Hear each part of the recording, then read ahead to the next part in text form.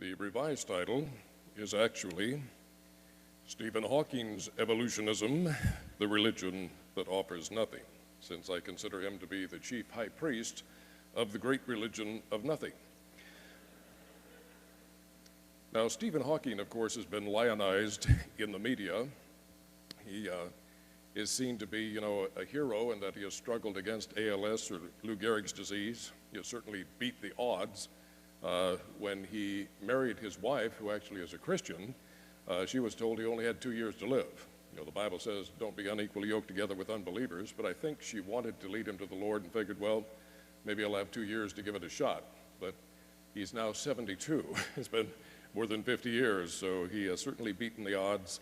The fact that he's still alive, I hope, is for the grace of God to reach his heart. Now, Stephen Hawking, of course, in the media is one of these iconic figures. He's certainly the most famous living scientist in the world today. Of course, the wheelchair gives him away. He even says that. I can't go anywhere even with a wig and dark glasses. The wheelchair gives me away wherever I go. So he doesn't try to disguise himself anymore. But he is definitely recognized by more billions of people on this planet than any other currently living scientist.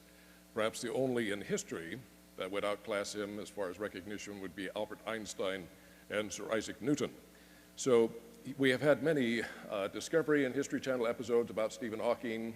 Last year, in 2014, they had this kind of biographic movie about him called The Theory of Everything.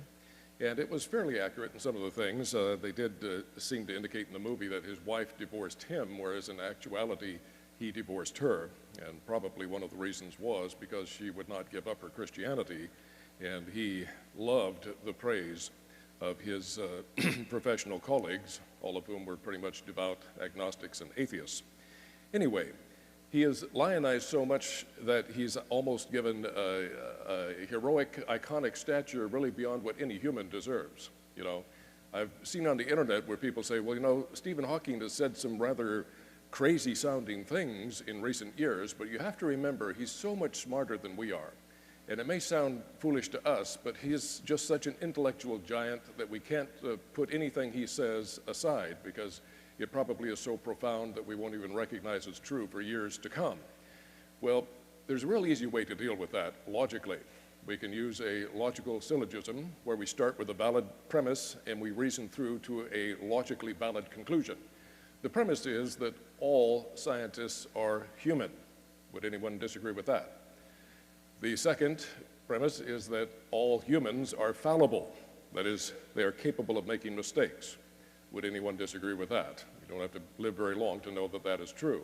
And certainly Stephen Hawking has made plenty of mistakes and admitted as much. So, since he is a human and all humans are fallible, the logical and inescapable conclusion is Stephen Hawking is fallible. He is not the be-all, end-all. His saying something doesn't necessarily make it true. But I find in the scientific community today, there are scientists who have reached such iconic stature that they actually believe their own rhetoric. They believe that if they say it, and they have the majority of scientists on their side to say it with them, somehow that makes it fact and truth and science. Of course, logically it does not. It's a violation of the logical law of a non sequitur. In other words, it does not logically follow that just because scientists believe something, or even the majority of scientists believe something, ergo it therefore must be true.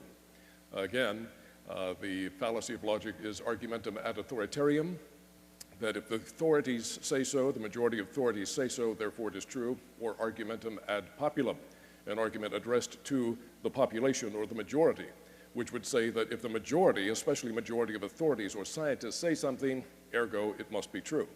But it is not valid. Why? Because all authorities and all scientists are human, and all humans are fallible. Reminds me of Abraham Lincoln. Once during his political stump tours, while he was campaigning for president, a heckler in the audience tried to trap him with a trick question. And they said, tell me this, Mr. Lincoln, if we call a sheep's tail a leg, how many legs does that sheep have? Well, wisely, Lincoln responded, sir, that sheep has 4 legs. Because calling a tail a leg doesn't make it a leg. And I don't care if you get all the authorities, and I don't care if you get the majority on your side, and I don't care if you get the majority of the experts and the scientists on your side, calling that tail a leg does not make it a leg. And calling evolution a fact does not make it a fact. Claiming that everything came from nothing does not make it so just by saying it's so. And it does not logically follow that because the majority believe in evolution, therefore it must be true. So we're going to see a lot of logical fallacies in this great religion of nothing that we're dealing with today. First of all, I want to quote the evolutionist geneticist Richard Lewontin, who is very honest and open in putting in writing what they really believe. They're not usually quite this honest. But he put it this way: understanding the materialist mindset. Remember, materialism is a worldview, philosophy, and religion. It's not something they can prove to be true. It is an all-encompassing philosophy that says, without proof, and is believed by faith, that the material universe is the whole of reality. There's nothing beyond matter and energy. That's it, and the natural laws that control matter and energy. And therefore, there is no spiritual dimension, and there is no spiritual creator, as if they would be able to prove that. You know, how can they prove that by the scientific method or by logic or any other way? You would have to have infinite absolute knowledge to prove a universal infinite negative, namely that there is no God and no spiritual dimension. But anyway, Richard Lewontin, he says, our willingness to accept scientific claims that are against common sense is the key to an understanding of the real struggle between science and the supernatural. We take the side of science in spite of the patent absurdity of some of its constructs because we have a prior commitment. Oh, not because we have irrefutable scientific facts and laws of chemistry and physics and mathematics that prove it's true. No, we have a commitment. In other words, we have a religious faith. We're committed to this philosophy, this belief. Then he says it's a commitment to materialism, which is, by definition, a philosophy and a religion. Now, he admits that in the next sentence. It is not that the methods and institutions of science somehow compel us to accept a material explanation of the phenomenal world. Well, then what is compelling them? He goes on to say, but on the contrary, we're forced by our a priori adherence to material causes. Now, a priori simply means prior to looking at any evidence, they've already jolly well made up their mind what they want to believe. Now, the real scientific method is a posteriori, not a priori, which means you look at the evidence first, then, a posteriori, after looking at the evidence, you try to formulate a theory, a paradigm, a model, a hypothesis to explain the data and to make predictions. And the theory that explains the data with the least number of problems and contradictions and actually makes predictions that are borne out by observation and science, that's the theory that's most likely true. But you don't make up your mind first and then say, now I'm going to look at the evidence and force it to fit my preconceived idea. Oh, thank you, brother. I actually have some water here, but never hurts to have more. You know, got to water the elephant. Okay, I'll put that right there so you can see I have it. Okay. All right. So he goes on to say it's an a priori adherence to material causes to create an apparatus of investigation. See, the rules of science, as they have redefined it, is that it's designed so that you can never get the answer that this phenomenon has to be explained by a supernatural, intelligent designer. That the laws of chemistry and physics don't work, they run the wrong way. That materialism has been tried and weighed in the balances, and it doesn't work. Ergo, there is only one other possibility, a creator. Now, they've defined evolution as the only scientific view for the express purpose of getting rid of creation out of the arena of competition. It's, you know, you can believe it if you're a weakling and you need a crutch, you know, because you can't face the cold, hard world in reality that we're just evolved animals, and when we die, that's it, you lose everything. You know, we came from nothing, our purpose is nothing. When you die, you get nothing. It is indeed a philosophy and religion of nothing. But they have defined science nowadays in such a way that creation is excluded by definition. The creator is eliminated by decree, not by proving he doesn't exist, but just by saying there is no other alternative. Now, there's a reason, a method to the madness. What is that? Well, according to the logical law of the excluded middle, if there are two, and only two possibilities to explain a phenomenon, then if you can show beyond reasonable doubt that one of those alternatives is false, the other remaining one must be true logically by definition. And when it comes to our origin, there really are only two basic possibilities. Either a creator was necessarily involved in our origin, at least to some extent. He was necessarily involved, or a creator was not necessary or involved at all. So either a creator was involved or not involved. Can anybody think of a third possibility? Well, there really is no third possibility.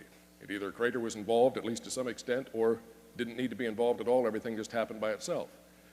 Well, if we can show that the idea that everything just happened by itself, natural laws of chemistry, physics, chance, etc., we can show based on the laws of chemistry and physics and mathematics and experiments that it doesn't work, that it's a false idea, then the only remaining possibility must be true, and that is creation. Now, the only way for them to logically or supposedly logically escape that is to declare creation a non-competitor. You can believe it if you want. It's just a religious idea. It's not scientific. But the classic definition of science is the search for truth, whatever that truth may be, regardless of whether some people think it's religious or not. Since we cannot prove that there is no God, God and being a creator is at least a possibility, a potential realm of truth. It might well be that materialism doesn't work, and all the evidence certainly shows that. Therefore, a creator is the best explanation of everything we see, and it explains everything from the tiniest detail to the most grand and sublime of everything in the universe. It explains it. But many people don't want there to be a God. They don't like the competition. You know, they want anybody infinitely more intelligent than they are. They want to be the fount of all wisdom and the pearls of wisdom. Oh, if you need wisdom or counsel, come to us because we're so smart. We have all these PhDs. But if there is a God, their finite intellect makes them the ultimate pinheads compared to him. Why would anyone go to them when they can go to God and his word? So they don't like the competition, and they especially do not like the fact that as creator, he has the moral right to judge them at the end of their life for every thought, word, and deed of their life. That's their worst nightmare. They don't want that. They want to be their own God, make up their own morality, run their own life, and have no ultimate accountability to any higher power. The good news, of course, is that God would rather judge his Son in our place than judge us for our sins. So they don't need to fear the Creator. The problem is the Creator has this horrible, horrible law that they just can't live with. A law that says, love the Lord your God with your whole heart, soul, mind, and strength, and love your neighbor as yourself. Isn't that horrible? Well, no, not really. But I'll tell you what, if you want to obey that law, it sure gets in the way of an awful lot of selfishness and sin in this world. How many people have made tons of money and got tons of prestige and political power by trampling on the rights of other individuals who are made in the image of God? If we really loved God and loved our neighbor as we should, the world would be so much better. But that simple command gets in the way of a lot of people's selfishness, and to get away from it in their own conscience, given by God, they know that's what they should do. But if they can sear their conscience with a hot iron and get rid of God, then they're free to do whatever they jolly well want to do. And that, I believe, is the real motivation for the religion of nothing, that says we came from nothing, our purpose is nothing. When we die, we get nothing, but let's eat, drink, and be merry, for we can enjoy our big party now before we die and go to oblivion. To them, that's the best life can be. That's what they want it to be. Anyway, I want to get up on my soapbox. Got to get done with this here. So he's saying an apparatus of investigation and set of concepts that produce material explanations, no matter how counterintuitive, or in other words, contrary to common sense, no matter how mystifying to the uninitiated. Moreover, that materialism is an absolute, for we cannot allow a divine foot in the door. Why? Because they somehow know by the scientific method or by logic that a creator cannot exist? No, they can't prove that at all. They don't want it emotionally, and they don't want it philosophically, and they don't want it religiously, but they can't prove it scientifically. But here again, they think if we say so long enough and loud enough and we get the majority on our side, somehow saying it makes it so. A horrific fallacy of logic, to say the least. Now, when we look at the dictionary definition of religion, in the Random House College Dictionary, we find that it is most basically defined as a set of beliefs concerning the cause, nature, and purpose of the universe. Has anyone noticed that that happens to perfectly fit with the philosophy and religion of materialism? It is a set of beliefs that they can't ultimately prove to be true by the scientific method, and it states that the cause, nature, and purpose of the universe had nothing to do with any creator, even though they can't prove that that is true, and they hold that by faith. Also, the Supreme Court, in its definition of religion, The Supreme Court has said a religion need not be based on a belief in the existence of a supreme being. In the 1961 case of Torcaso versus Watkins, the court described secular humanism as a religion. Now, if you look at the Humanist Manifesto, they make it very clear they believe man evolved from a continuous evolutionary process. He was not created. They call themselves non-theists. Well, you know what? There's not a nickel's worth of difference between the definition of a non-theist and an atheist. They're essentially synonymous. And so when the Supreme Court declared their belief to be a religion, they're saying atheism, non-theism, is just as much of a religious belief as theism. We can't ultimately prove God by the scientific method. We can argue that the evidence is overwhelming in favor of belief in God, and there's plenty of historical evidence that God has not been silent. He has spoken through his prophets. He sent his son in fulfillment of prophecy like no other man in history, and he demonstrated his divine power through his son, and the most potent evidence of that being his resurrection from the dead, which declared him to be the Son of God with power. And we can argue that fair application of the known laws of legal and historical evidence in a court of law, the resurrection of Christ would hold up as a viable fact of history if people would just look at it with an open mind. So we believe that we have plenty of good reasons, as in a jury where there's no eyewitnesses of the crime, but there's a ton of forensic evidence showing decidedly on one side the scales tip. Man, everything points to this one culprit. And it's so overwhelming that we can say, even though there were no eyewitnesses and we can't reproduce it, in a laboratory by the scientific method, you can't repeat history at all, but you look at the evidence and you say it so overwhelmingly shows this is true that we would say it is a fact beyond any reasonable doubt. In other words, it makes more sense to believe it in the light of the evidence than to disbelieve it. And that's the kind of evidence we have for our faith in Christ as our Creator. The evidence is overwhelming if you look at it open-mindedly. It doesn't prove it in the scientific method, but it does prove it beyond any reasonable doubt to those who are willing to weigh the evidence and be honest about it. Now then, amazingly, even Satanism defines evolution as a religion. Roger Morneau, a former high-ranking Satanist, and by the way, you can look up his name on YouTube, he has quite a fascinating testimony. He understood, of course, that evolutionism is not a scientific fact, it is just a false religion. And Satan comes to kill, steal, and destroy. The main way he does it is to get you to believe something that's false. He doesn't care what religion you believe as long as it's not the true religion in Jesus Christ as Lord and Savior. So any false religion will do, and he's a master of being, transforming himself into an angel of light and coming out with false religions. Notice he said that anyone teaching the theory of evolution is considered to be a minister of that great religious system, not a scientist, but a minister. He also said, every teacher of that theory is recognized by the spirits as a person of great value and receives a very special unction from Satan himself, giving great power to induce spiritual blindness. He also said, Satan considers the teachers of the theory of evolution to be so valuable to him that he assigns a retinue of fallen angels to follow that educator all the remainder of his life. You might wonder why. Some of the quotes you'll see today, you'll wonder how could anyone believe this nonsense that is being espoused today in the name of science? Well, it's because it's not just intellectual. There is a spiritual element behind deception. And we've seen that before in history. How did somebody like Adolf Hitler, he certainly wasn't a handsome man. He wasn't very successful. He only rose to the rank of corporal in World War I, and he was a failed artist. Yet he somehow rose to be the absolute master of his nation and led them into ruin. Well, he had a satanic anointing. How else can you describe? People who listened to his oratory, which was obviously demonically anointed, you'd ask him afterwards, well, what did he say that thrilled you so much? I don't know, but it sure got me riled up. It's like, didn't matter what he said. He would open his mouth and people would be persuaded. Well, I tell you, there's something beyond rationale, beyond just good oratory. There is a spiritual dimension, and these people use it very powerfully, unfortunately.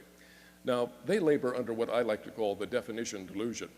That is, that they have illegitimately defined materialism as science and truth, even though, ironically, they can't prove that it's scientific or true. And therefore, God and the supernatural are labeled unscientific and untrue, or at least irrelevant, because it's just religion and it's not even in the scientific domain. And that leads them to the false conclusion, often quoted by Carl Sagan, that the cosmos is all that is, or ever was, or ever will be. Really, Dr. Sagan, could you please prove that by this scientific method to be true? You know, there is a bit of a problem. Again, science is limited. They vastly overstep their authority. Science can't give us infinite knowledge about everything. We can't even send out space probes, you know, to look at how things really are in deep space or what's hiding behind some of those galaxies out there. Maybe God is hiding behind one of those galaxies out there. In order to prove that he doesn't exist, you would have to have omniscience, all-knowing power, omnipotence, all-power, omnipresence. You'd have to be able to travel throughout the universe in a flash and check behind every galaxy and make sure God's not hiding behind a galaxy. You'd have to have the ability to see in the spiritual dimension, because a lot of our physical instruments obviously can't detect this physical or this spiritual dimension that the Bible talks about. So you can't disprove the existence of God unless, ironically, you had the attributes of God. If you had omniscience, omnipotence, omnipresence, then you could say with absolute authority, there is no God. There's only one problem. It would be a self-contradiction. Because if you had those attributes, God would exist. It would be you. And if you are God, then God does exist. So it is a self-refuting fool's errand to try to prove that there is no God.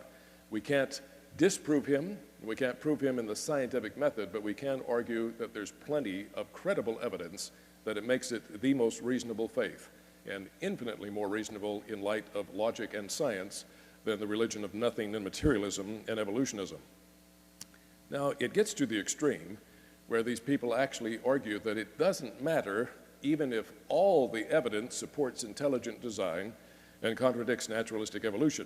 For example, Dr. Scott Todd, an immunologist at Kansas State University, said in Nature magazine, the most prestigious science journal in the world, even if all the data point to an intelligent designer, notice all the data, not just some of it, not just a majority of it, all of it points not to materialism, not to evolution, but to an intelligent designer. Does that count for anything? No, because in his view, such an hypothesis is excluded from science because it's not naturalistic. Well, I'd like to know who in the Sam Hill died and changed, got bequeathed to them the authority to change the classic definition of science. The classic definition is the search for truth, whatever that truth might be. No limits. Science is not prejudiced, biased, bigoted. Scientists often are, but science is not supposed to be. It's supposed to be an open-minded search for truth in whatever realm there is potential truth. And it's at least potentially true that materialism is false. It's at least potentially true that there is a creator who had something to do with our origin. That is some of the most profound truth that could ever be embraced by the human heart, because if it is true, it has an awful lot to do with questions of who we are, why we're here, and where we're going. Some of the most profound philosophical questions the human heart has ever pondered. So we shouldn't exclude ourselves from an area of potential truth just because they've rewritten the rules and say, oh, we don't want to look in those areas. We emotionally don't like that, and therefore you're not allowed to look there either. Sounds like the Orwellian thought police. You can only think a certain way, you can only speak a certain way because we say so. Well, saying it so doesn't make it so. Now, to put this in perspective in a way that we can all understand, every year we have this big football game, the most famous football game in the year. What's it called? The Super Bowl. And at that Super Bowl, the teams with the best record are supposed to battle it out on the gridiron to prove who is the best team in the world, at least for that season. So say we have the Super Bowl, and it turns out to be an absolutely historic event in every way.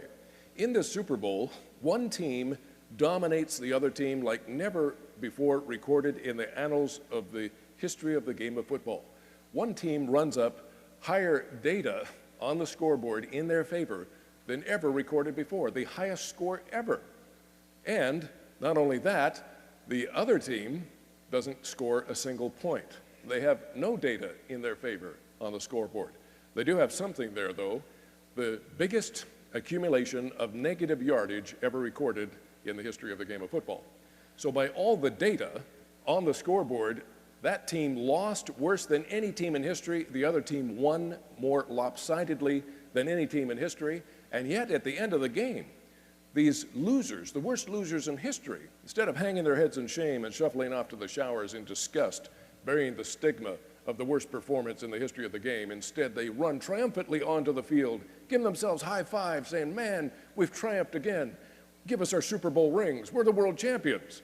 Well, the crowd begins to boo and hiss. Say, what's the matter with you guys? I mean, your performance was pathetic. We're sorry we even came to watch you. You're a disgrace. Get off the field. They say, oh, you people in the audience don't know anything. You seem to be under the delusion that football games are won or lost by whoever can put the most data on the scoreboard in their favor. But we're here to tell you it has nothing to do with who has the most data, who has the most points. It all has to do with who is eligible. You see, when nobody was looking and nobody seemed to object, we took the official rule book of football and we rewrote it. And the main thing we did was we rewrote the first rule, which says that of all the teams in the world, only our team is eligible to play the game of football.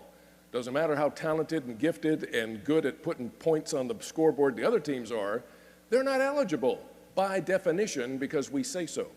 So we don't have to prove anything. We're right by definition because there's no alternative. All we have to do is show up on the field and we win by default because we're eligible and they're not. End of story. That may sound extreme, that may sound crazy and ridiculous, but that's exactly what's been happening in science. They can't compete in a fair contest, they'll lose every time. But if they can rewrite the rules of science so that a creator is excluded by definition and by decree without having to prove anything, they win by default because even if all the evidence is against them, and it is, they're the only show in town. There isn't any other alternative to appeal to. Therefore, the logical law of the excluded middle does not apply to them because there aren't two possibilities. Their self-made, biased, bigoted, prejudiced definition of science says there's only one because they say so, and that's atheistic materialism, as if saying it makes it so. But that's exactly what they have done.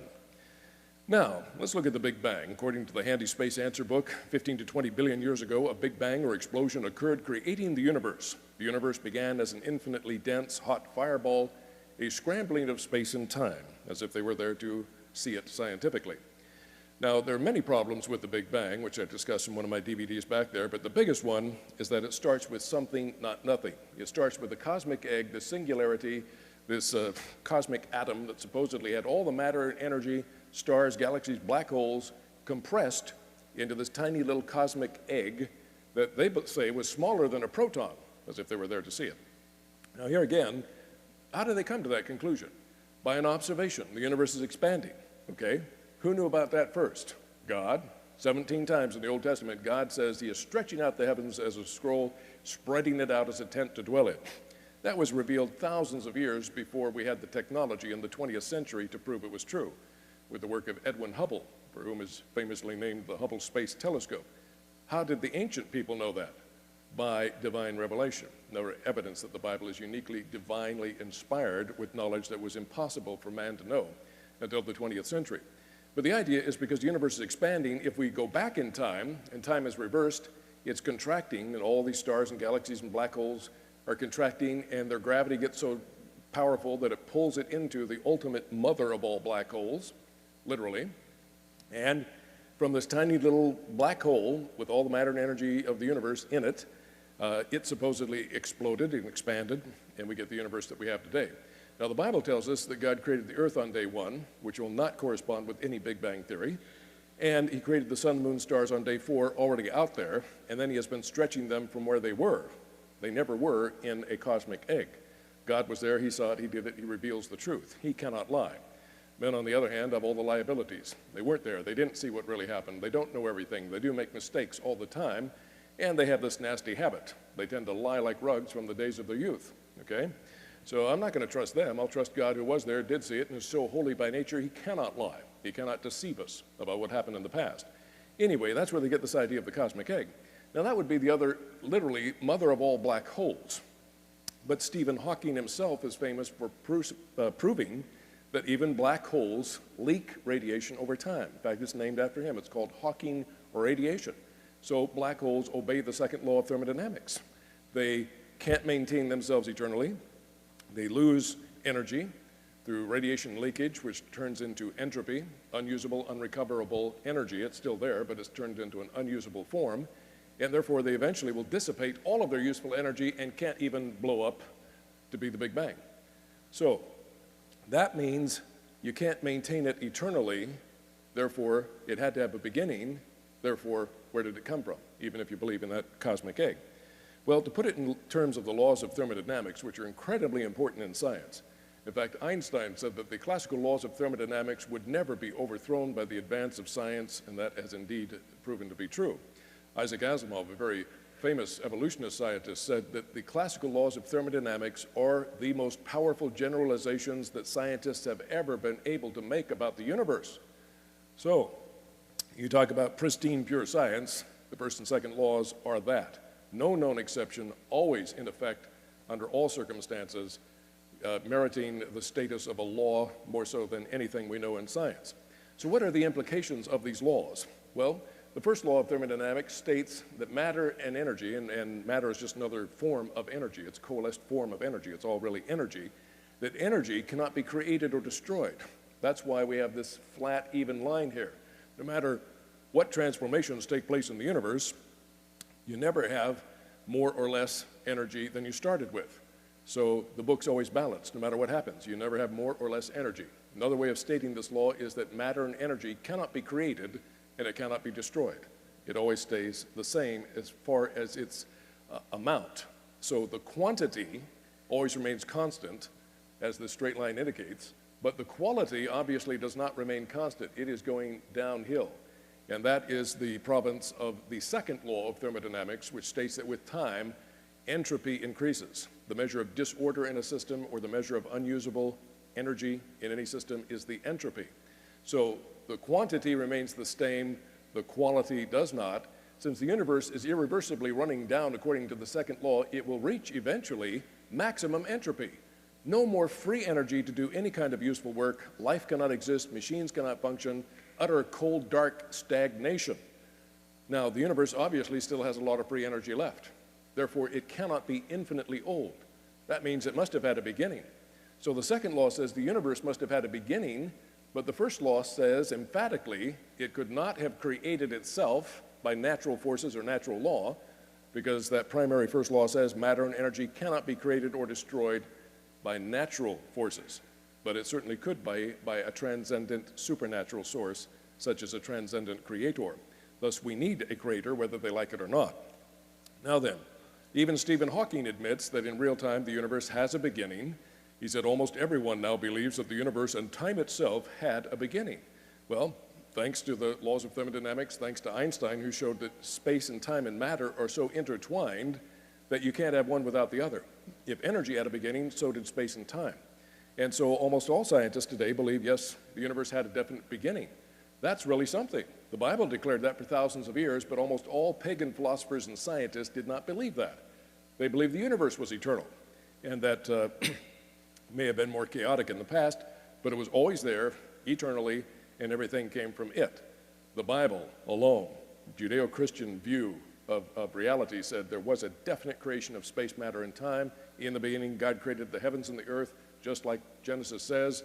Finally, in the 20th century, our brilliant scientists caught up to what God's word already knew and told us. God's always well ahead of the curve. But this is very profound. It's not only a change in worldview that there was a definite beginning like the Bible says, but it means that the universe and everything in it falls under the most important law in all of science.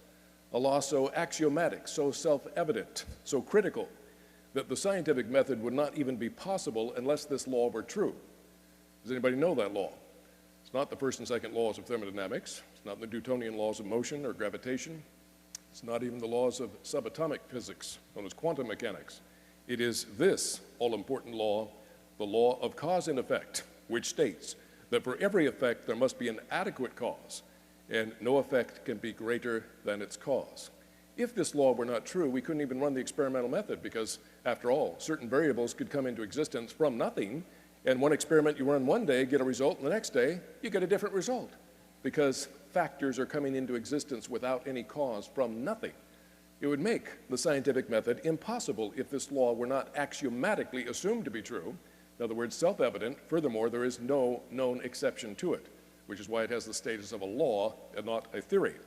Now, this law is so obvious, and our logical God has wired it into us that even children use this law without even thinking about it. For example, if I said, you'll notice there's a 20-ton bulldozer out in the parking lot in front of the building here.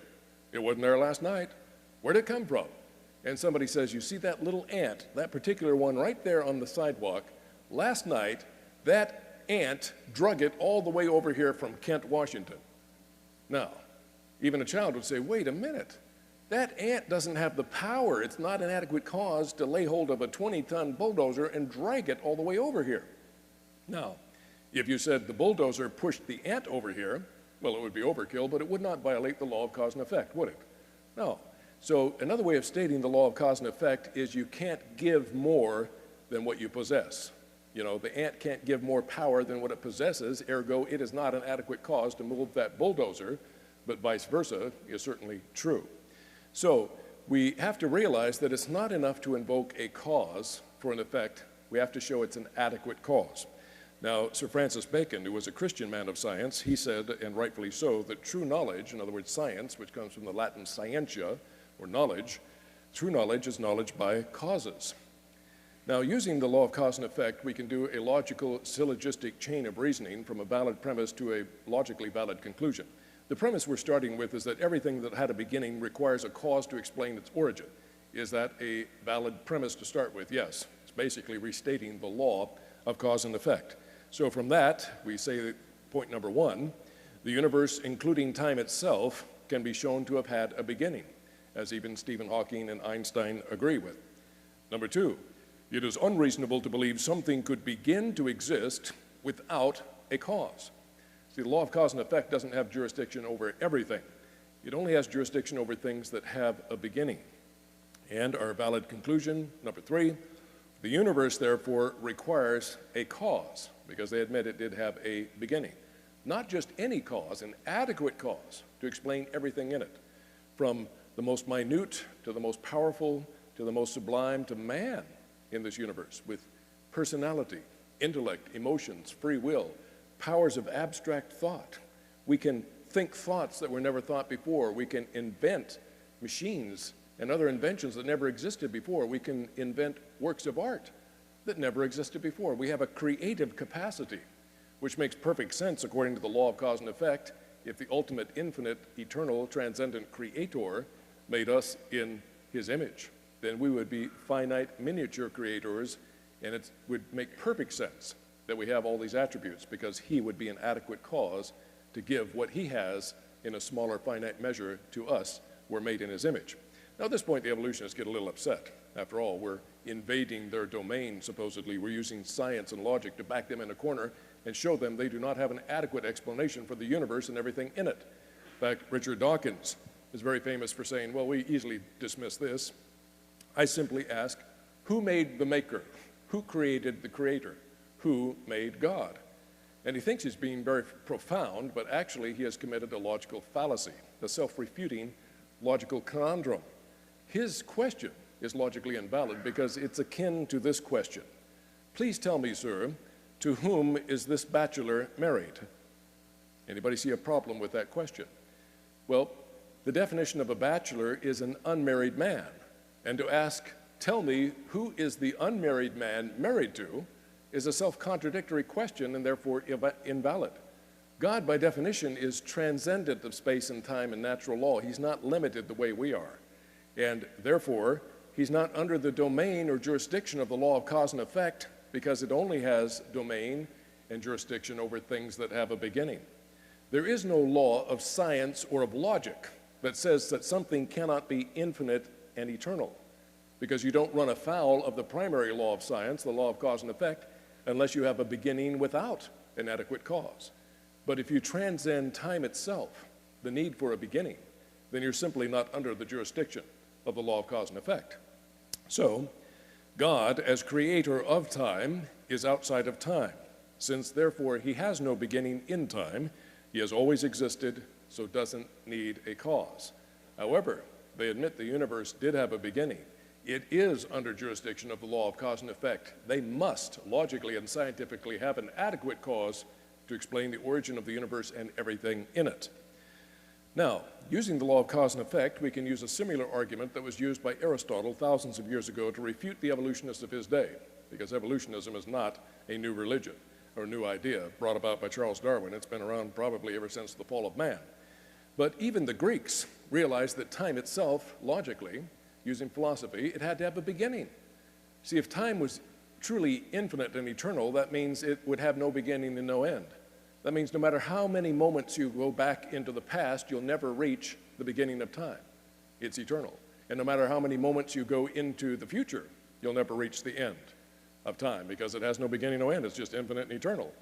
The Greeks argued that if that were so, then whether you come from the distant past or from the distant future and try to work back to this point in time here, you could never reach this point in time, because you'd have to transgress an infinite number of moments to reach this particular moment, and no one can transgress an infinite number of moments. If, however, time had a beginning, a definite beginning, then you only have to transgress a finite number of moments to reach this moment in time.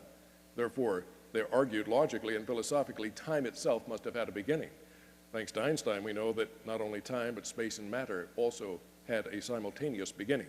So, using the law of cause and effect, we would argue that the first cause of endless time must have been something that was not under the dominion of time, therefore by definition eternal, outside of time but able to bring time into existence. It transcended time itself. And the first cause of boundless energy must be omnipotent, meaning all-powerful. The first cause of universal interrelationships must be omnipresent, or everywhere present. The first cause of supreme complexity must be omniscient, or all-knowing. The first cause of consciousness must itself be conscious. You can't give that which you don't have to give. In the Ken Ham Bill Nye debate, in the question and answer period, someone said, well, tell me, Bill Nye, you know you believe matter and energy is the whole of reality. Matter and energy don't have consciousness. How then did we get consciousness if we're nothing but matter and energy?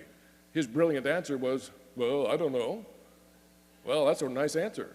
We have an answer that makes sense according to the primary law of all science, the law of cause and effect, that says you have to have an adequate cause. It must itself be conscious in order to impart consciousness to us, made in his image.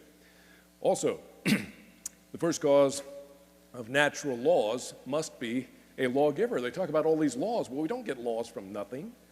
They come from a legislator or a lawgiver. They don't come from nothing. Why should matter and energy obey laws if there's no lawgiver to give the law and uphold the law? As it says in Colossians, he upholds all things by the word of his power. He not only made the laws, but he sustains them and enforces them. Also, the first cause of moral values must itself have a moral nature, knowing the difference between right and wrong. The first cause of spiritual values must be of a nature that is spiritual. The first cause of human responsibility must be volitional or have the power of free will and free choice. The first cause of human integrity must be truthful.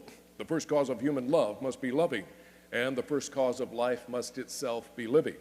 You put it all together, by the law of cause and effect, the supreme law of all science, we would have to argue that the infinite, eternal, transcendent creator of this universe had to have these attributes in order to impart them to this universe and to the creatures that live there. It must be a living, loving, truthful, volitional, spiritual, moral, law-giving, conscious, omniscient, omnipresent, omnipotent, and eternal cause. Does that sound familiar to anybody? It happens to be the attributes of the God who is unique to the Bible. There is no other God like him. Amazingly, we did not quote the Bible to come to this conclusion. This God is revealed in the Bible, but we know scientifically by the primary law of cause and effect, such a creator must exist necessarily. Now, some evolutionists have said, well, if God is really so ethereal and transcendent and beyond the limitations of space and time, then us finite mortals can't really comprehend him, and if we can't understand him, we can't have any meaningful relationship with him. Therefore, even if he does exist, he's simply irrelevant. Well, they have a good name for that philosophy in Arkansas. Hogwash. It's pure hogwash. It's purely hypocritical. Can you imagine somebody saying, well, I'm not going to have any relationship with anything or anybody that I don't totally understand? Really? How many of you husbands here totally understand your wives? Honestly. How many of you wives totally understand your husband? You know, that doesn't mean you can't have a love relationship and a marriage with them. You don't have to understand everything, you just have to understand enough. How much does a little baby, a little child understand about his mother? Well, she doesn't know she's bigger than me. Where'd she come from? Doesn't know. But he does know she loves me, she cares for me, she tends me, she shows me affection. What more do you need to know? God says right here that he is so high above us to an infinite, unfathomable extent that we can't fully comprehend him, but we don't need to, because he's revealed everything we need to know. He made us, he loves us, he died for us, he wants us to be adopted royal members of his family for eternity. What more do we need to know? Deuteronomy 29:29 says, "The secret things belong to the Lord, but that which has been revealed belongs to us and our children forever." God has revealed all he needs for us to have a love relationship with him for eternity, and that's all that really counts. Now, believe it or not, nothing is the preferred cause of all things, not because science would lead them to this conclusion, but because their emotional religious philosophy wants to get rid of God at all costs. There's a name for these type of people in the New Testament Koine Greek. They are called mesotheists, haters of God. They claim he doesn't exist, yet they hate him. How can you hate someone who doesn't exist? That also is a self-contradictory logical conundrum. But I'm not kidding.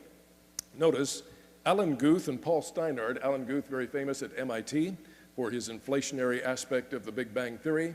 He said, "It is tempting to go one step further and speculate that the entire universe evolved from literally nothing." Why would it be tempting for a scientist of all people to believe everything came from nothing? Because if everything came from nothing, then we're accountable to nothing. There's no higher power to judge us. We can do whatever we want to do. See, it's an emotional attraction, not a scientific one. Also, we have the evolutionist cosmologist Edward Tryon. He said that our universe had its physical origin as a quantum fluctuation of some pre-existing true vacuum or state of nothingness. We know that almost sounds eloquent if it weren't so absurd. You know, nothing is literally no thing. You look up the dictionary definition of nothing, it says that which does not exist. How can that which has no existence cause anything, since there's nothing existing there to do any causing? I mean, a child could figure that out. It's not rocket science. I like Aristotle's definition of nothing. He said, nothing is what rocks dream about. Nothing. I don't think we all came from what rocks dream about. I mean, it's absurd on the face of it, but when you're so emotionally caught up in their religious fervor and the religious zealots of the religion of nothing, they'll say anything because they've got the majority on their side. By golly, if we call a sheep's tail a leg, it makes it a leg. No, sir, it does not. How about some facts, evidence, and logic? Because you having the majority does not logically prove you're true. Let's have the truth. Now then, Paul Davies, notable evolutionist physicist from Australia, he said this quantum cosmology provides a loophole for the universe to, so to speak, spring into existence from nothing without violating any laws of physics. Sorry, mister, saying it doesn't make it so. It does violate the first law of thermodynamics big time. It violates the law of cause and effect. And it violates a law a lot of people ought to pay more attention to, the law of common sense, okay?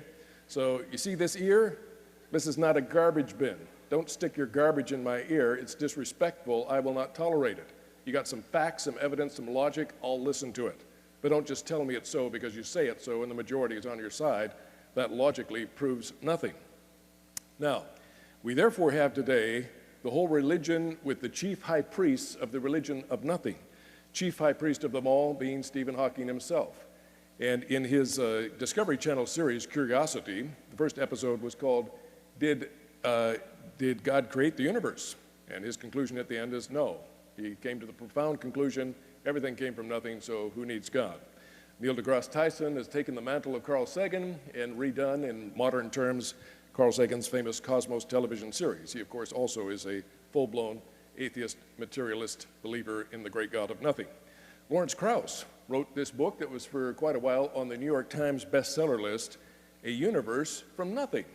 Wow, you know, who would spend any money on a book like that? I don't know, but somehow a lot of people must think that's a brilliant idea because it was on the New York Times bestseller list. Richard Dawkins wrote the book, The God Delusion. Who needs to believe in God? We figured out this brilliant truth that everything came from nothing. And Paul Davies wrote the book, God and the New Physics, where supposedly some new understanding of physics allows us to do away with the old proven laws and just believe everything came from nothing because they want to. But again, saying it does not make it so. Lawrence Krauss, in his episode on the Discovery Channel under the title of How the Universe Works, He said, the philosophers in ancient times used to say, how can something arise from nothing? And what's amazing to me is that the laws, plural, the laws of physics allow that to happen. Really? Well, I'm not intimidated by him. You know, I've seen him on the internet, and when he talks with people, he says, I have degrees in quantum physics and you don't. So whatever you say doesn't amount to a hill of beans. I actually know what I'm talking about. Bologna sausage, okay? That's what I call it, bologna sausage. Now, you have to be careful how you abbreviate bologna sausage. But the Lord knows that bologna sausage by any other name is still bologna sausage just the same. So I'm calling bologna sausage on Lawrence Krauss. Doesn't matter if you have degrees in physics. Being an authority does not make you infallible. Being a scientist does not make you infallible. You can't use the authority card or the scientist card to trump logic, truth, and evidence. You claim there's laws, plural. Where are they listed in a physics textbook? How are these laws proven by experiment to be true? Just saying it doesn't make it so, and I listened to this whole episode on the edge of my seat waiting for him to tell me where these laws could be looked up. He never did. Bluff and bluster. I'm a scientist, just trust me. Sounds to me like the politicians. I trust them about as much. Okay. Now, if he were pressed to give an example of something coming from nothing, he probably would have used the same argument Stephen Hawking uses, as he used in this Discovery Channel episode, Did God Create the Universe? Stephen Hawking said this, travel right down to the subatomic level, and you enter a world where conjuring something out of nothing is possible, at least for a short time. Really? Well, saying it doesn't make it so, sir. He also said that's because at the scale, particles, such as protons, behave according to the laws of nature we call quantum mechanics. Now he's throwing out some big names to make it sound like, boy, he's just so much more intelligent than you, so you can't challenge anything he says. But wait a minute. The laws of nature called quantum mechanics deal with subatomic energy and particles at the subatomic level. You notice there's no laws for how nothing does this or nothing does that. It's always about how matter and energy works at the subatomic level, not nothing. So I'm not impressed with that. He also says, and they really can appear, meaning these protons, at random, stick around for a while, and then vanish again to reappear somewhere else. Yes, but does that prove that they're appearing out of nothing? For example, light. Most of the spectrum of light is invisible to our eyes. Doesn't mean it's not there, it just doesn't appear to be there. But if you put on the right kind of goggles that allow you to see at the extremes of different wavelengths of light, then it would appear that all these things have come into existence, but really they were already there. So just because something appears doesn't mean it's necessarily appearing from nothing. Then he says, since we know the universe itself was once very small, smaller than a proton in fact, bologna sausage, Stephen Hawking, we don't know that scientifically. Nobody proved that by repeated experimentation and observation. That is an interpretation of the expanding universe, assuming you know what happened in the past that you never observed and nobody did. We don't know that. You believe that as a religion, sir.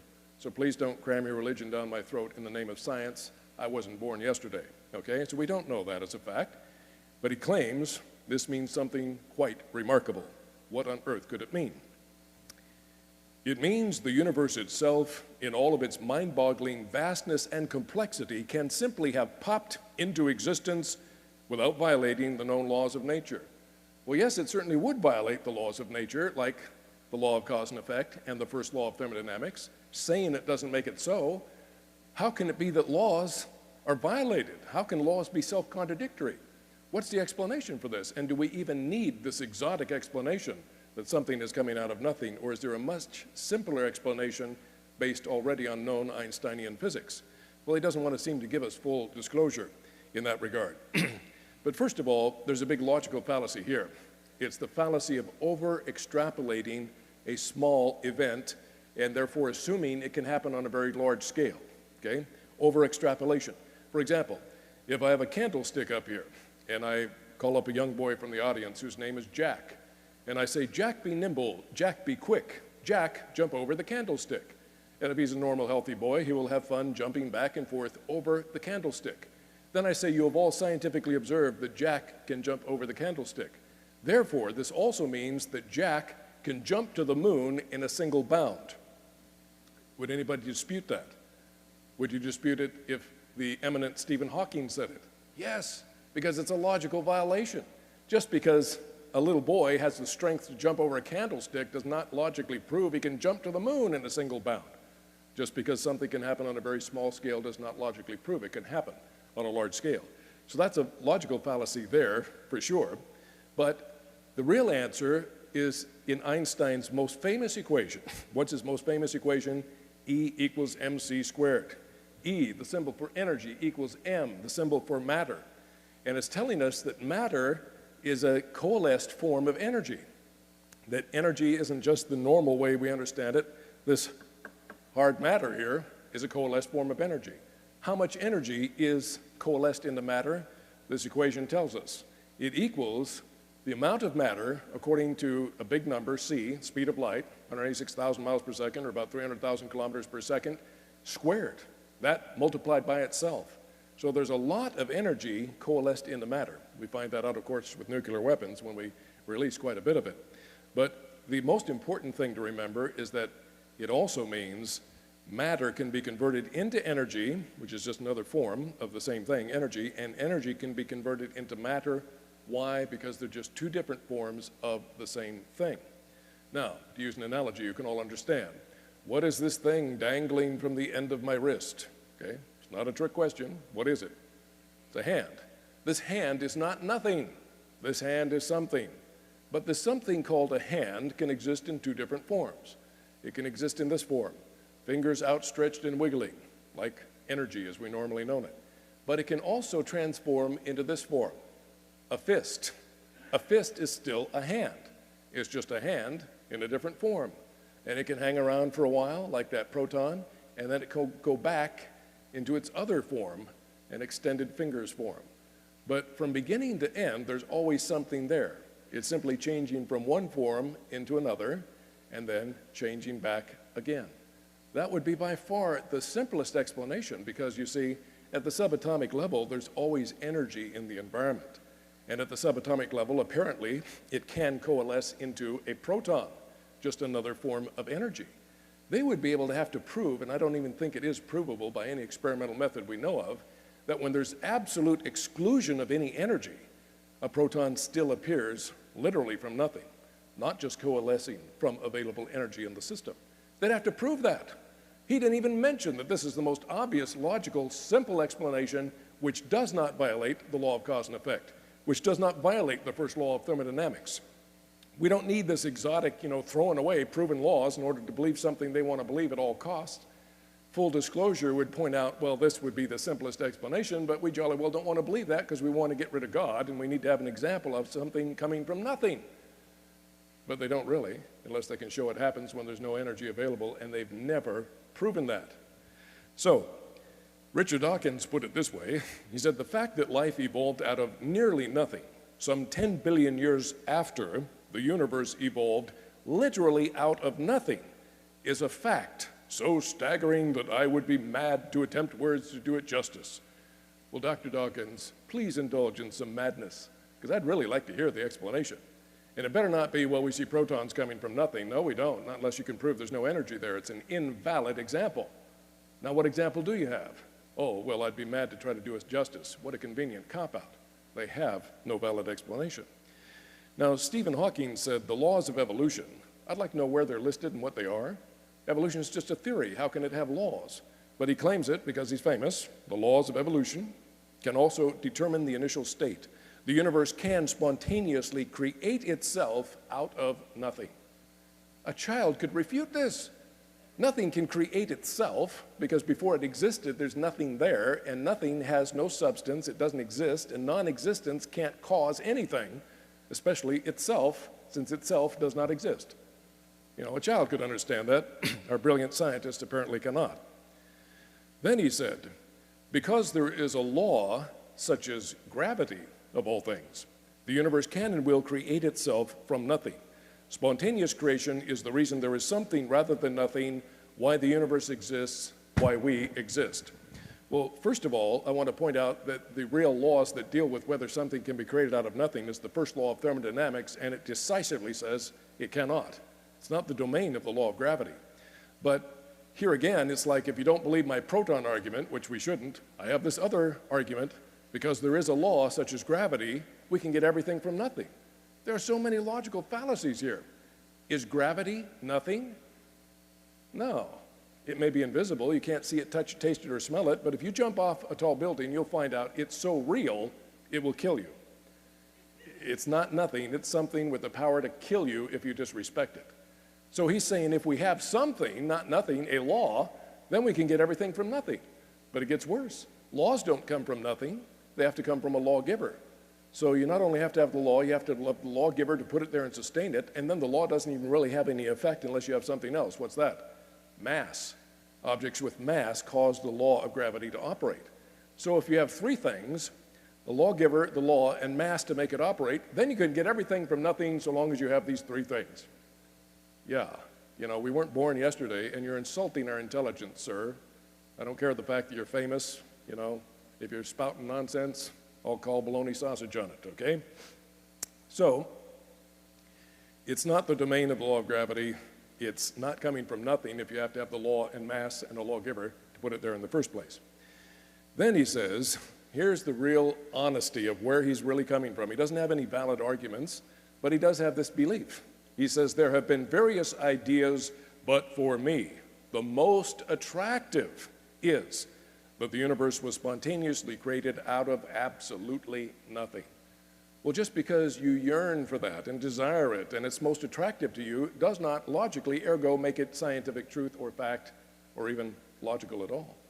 It's just an emotional attraction to a false religion.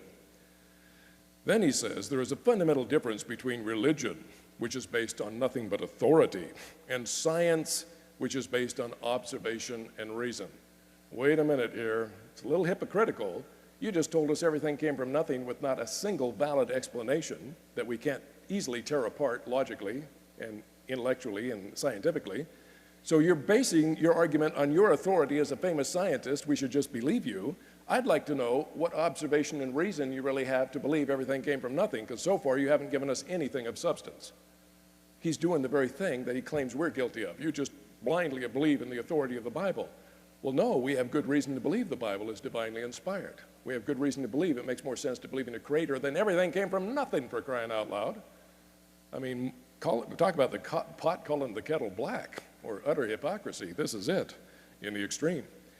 Now, this excellent little DVD by Ray Comfort, he went to major universities, interviewed first the students, and said, just give me the one proof, if evolution is such a fact, what's the one proof that's most convincing that absolutely settles the case evolution is a fact?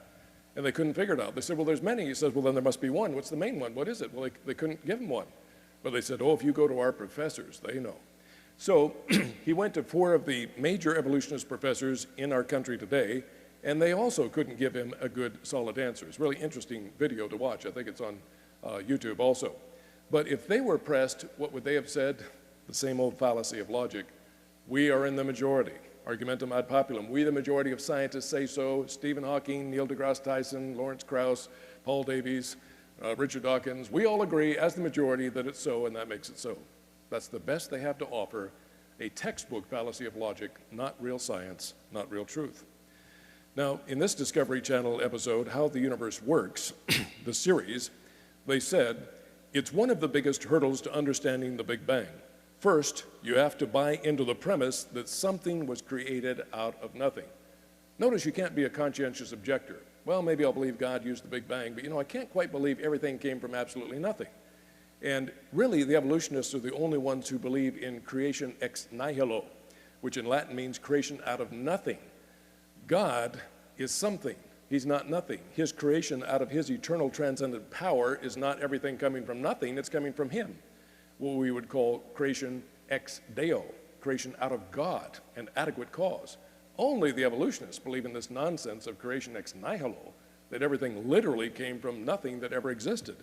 But they say you've got to buy into that if you want to believe science and be a Big Bang theorist and have the respect of the scientific community. Then they say, understanding how nothing turned into something may be the greatest mystery of our universe. I'd agree with that. But if you understand that, you start to understand the Big Bang. Well, I must confess, I will never understand the Big Bang. Because if I have to believe everything came from nothing, kiss my brains goodbye, forget about proven laws of science, I'm just not going to go there. So they figure, At the end, if they just say it authoritatively, that settles it, because after all, they're the authorities, argumentum ad authoritatem. If they say so, it makes it true. So at the end, they say, at the dawn of time, the universe explodes into existence from absolutely nothing into everything, as if saying it makes it so. Well, New Scientist magazine put it this way. They said, why does the universe exist at all? Why is there something rather than nothing? Perhaps the Big Bang was just nothingness doing what comes naturally. Well, making a quaint, trite statement like that may be funny, but it sure doesn't sound scientific to me. Now, Paul Davies, in his book, The Edge of Infinity, he said, the Big Bang represents the instantaneous suspension of physical laws, the sudden abrupt flash of lawlessness that allowed something to come out of nothing. It represents a true miracle.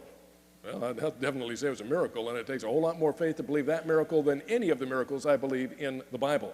So, big fallacies here. First of all, he says there were laws, but then somehow they got suppressed, or we have the suspension. So laws did exist, but then they got suspended. And then we have lawlessness, but somehow from lawlessness, we get laws now. Violation of the law of cause and effect. How can lawlessness produce laws or do anything? You know, if you give these fellows enough rope, just let them talk. They will hang themselves logically every time. And I'd like to ask, why is this more scientific than in the beginning God created? In the beginning God created is in accord with the primary law of all science, the law of cause and effect, because a miracle is perfectly scientific if you have an adequate cause, namely a miracle-working God, for which we have ample scientific and logical argumentation and his appearance in history as a matter of fact. So in conclusion, we find that something eternal caused the space-time matter continuum of this universe to come into existence. There are two options to choose from. An eternal, omnipotent creator which explains everything, from the tiniest, most mundane to the most huge in the universe, the most sublime. It explains everything with no problem at all. Or you can believe, like Stephen Hawking and so many others, that eternal, impotent nothing, that which does not exist, created everything. Ironically, they'll go for this option and ignore the obvious logical and scientific truth that there must be a creator, and it's so obvious, as the scripture says, men are without excuse if they reject it. Well, in the conclusion of his first episode here, Did God Create the Universe?, Stephen Hawking said this: "It's my view that the simplest explanation is there is no God. No one created the universe, and no one directs our fate. This leads me to a profound realization. There is probably no heaven and no afterlife either." Wow.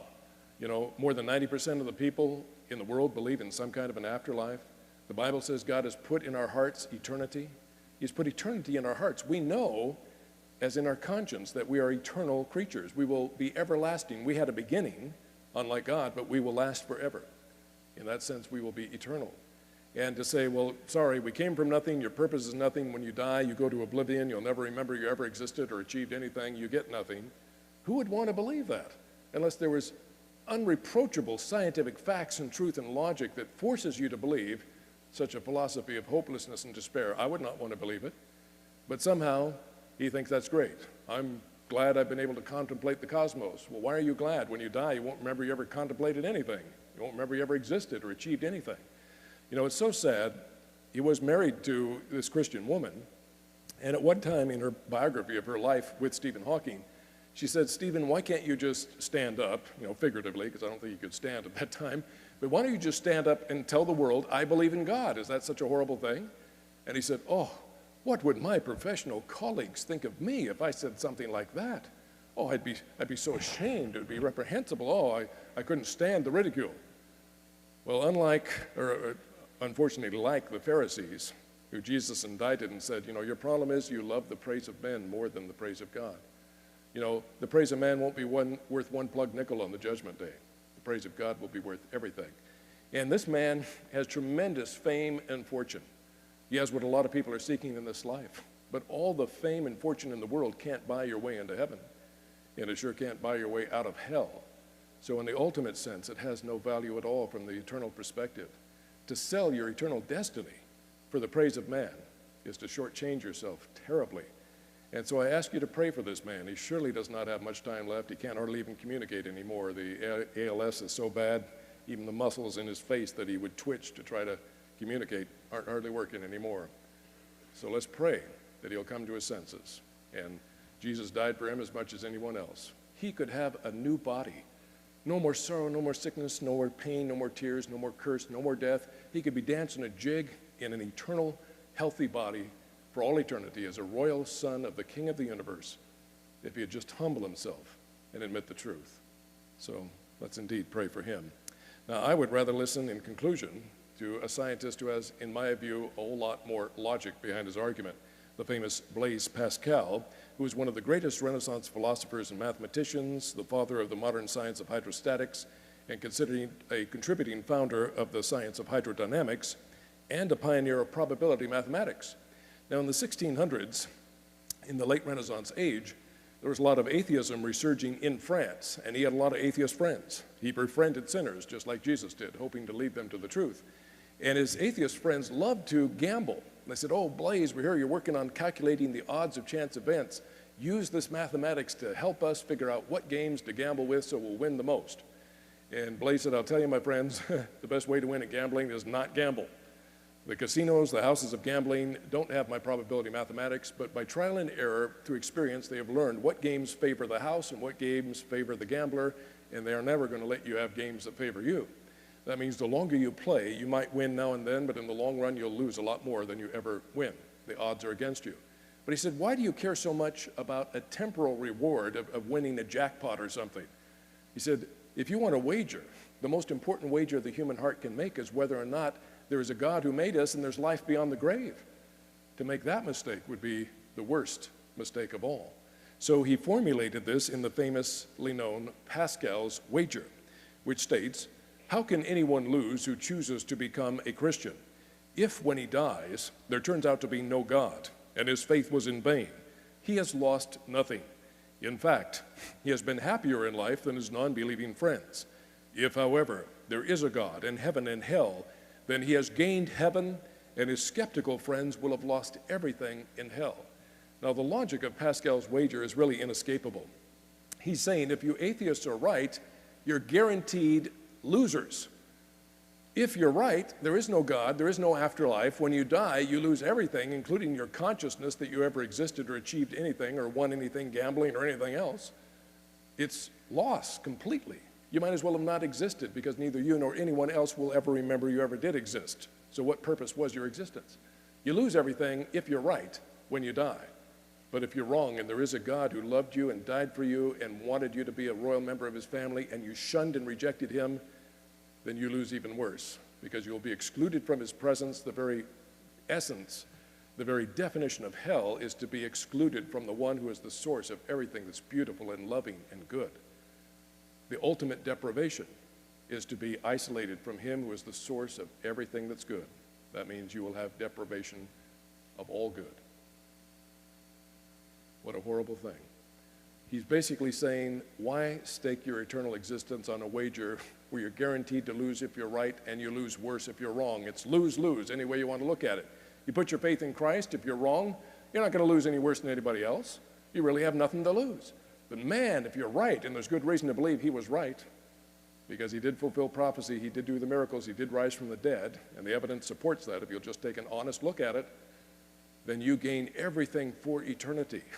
Why risk your life on a lose-lose wager when you could put your faith in Christ, where you have nothing to lose and everything to gain if you're right? The logic is inescapable, and I hope if you have not taken Pascal's wager, that you'll do it before it's too late. Well, thank you very much for your attention. Appreciate it very much.